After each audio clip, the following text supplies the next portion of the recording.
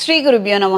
మీనరాశి వారికి ఈ రాశిలో శనేశ్వర గ్రహ సంచారము, తృతీయంలో కుజుడు, చతుర్థ స్థానంలో రవి బుధులు, పంచమ స్థానంలో శుక్రుడు గురువు, వ్యయ స్థానంలో రాహువు. దైవాధ్యాత్మిక సంబంధిత అంశాలు కార్యక్రమాలు అనుకూలంగా ఉంటాయి. 21వ తారీఖు భానుసప్తమి. ఈ రోజున చక్కగా సూర్యగ్రహ ఆరాధన, రవిస్తోత్ర పారాయణ, తర్వాత అలానే స్వామివారి దేవాలయానికి వెళ్ళి, అంటే సూర్యనారాయణమూర్తి కావచ్చు లేదా విష్ణు ఆలయానికైనా వెళ్ళి స్వామివారి దర్శనం చేసుకొని రండి. కాస్త రవిగ్రహం ఆనుకూల్యత ప్రభావాన్ని మీరు పొందుతారు. పరపతి పలుకుబడి కలిగినటువంటి వ్యక్తులతో పరిచయాలు ఏర్పడి ఉద్యోగ నిమిత్తం కాస్తంత జీవితం హాయిగా ఉంటుంది. ఏదైతే పనులు చేస్తున్నారో అందులో మంచి పరిణామాలు ఏర్పడతాయి.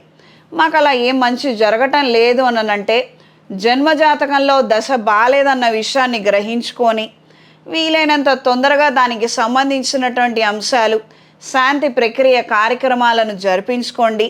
తద్వారా మంచి పరిణామాలు ఏర్పడతాయి. అయిన వాళ్ళకి ధన సహాయం చేయాలన్న ఆలోచనలు ఏర్పడతాయి.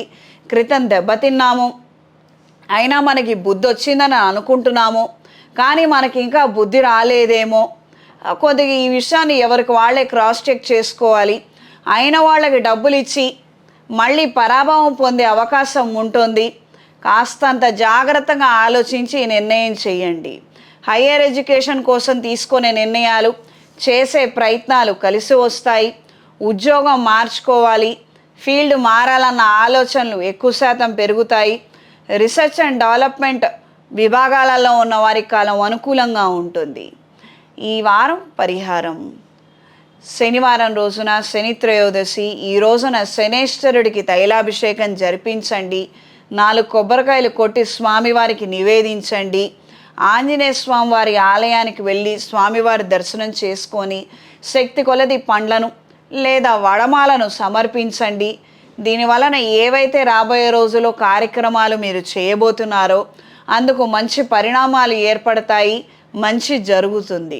ప్రత్యేకించి శుభకార్యాల నిమిత్తం ఏమైనా ఆటంకాలు ఉన్నా, అడ్డంకులున్నా అవన్నీ తొలగిపోతాయి.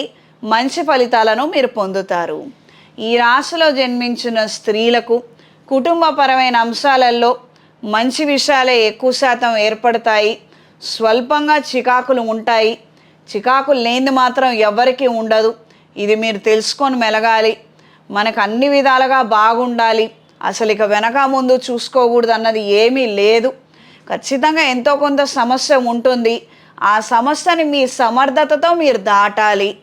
దాటలేకపోతున్నామంటే మీకు చేత కావట్లేదన్న విషయాన్ని గ్రహించండి. దీనికి తగ్గట్టుగా పెద్దవాళ్ళ సహాయం తీసుకోండి, ఆ సమస్యను దాటండి. ఇది నేర్చుకోవాల్సినటువంటి విషయాలు. ఏలి నడిసే నడుస్తోంది, మాకు పనులు జరగటం లేదు, మాకు కష్టాలు వస్తున్నాయి, నష్టపోతున్నాం అంటే ఒక సమస్య వస్తే దాన్ని ఎలా దాటాలన్నది తెలియటం లేదు అన్నది విషయం. అది తెలుసుకోవడమే ఈ పీరియడ్లో మనం నేర్చుకోవాల్సింది. ఆరోగ్య విషయాల్లో జాగ్రత్తలు అవసరం. ఈ రాశిలో జన్మించిన వారికి ఈ వారం కలిసొచ్చే రంగు తెలుపు, కలిసొచ్చే దిక్కు పడమర, కలిసొచ్చే సంఖ్య 9. శుభతిథి పంచాంగం ప్రామాణికగా నా పరిజ్ఞానం సహకరించిన మేరకు ఈ వారం 12 రాశుల వారి ఫలితాలను తెలియజేశాను.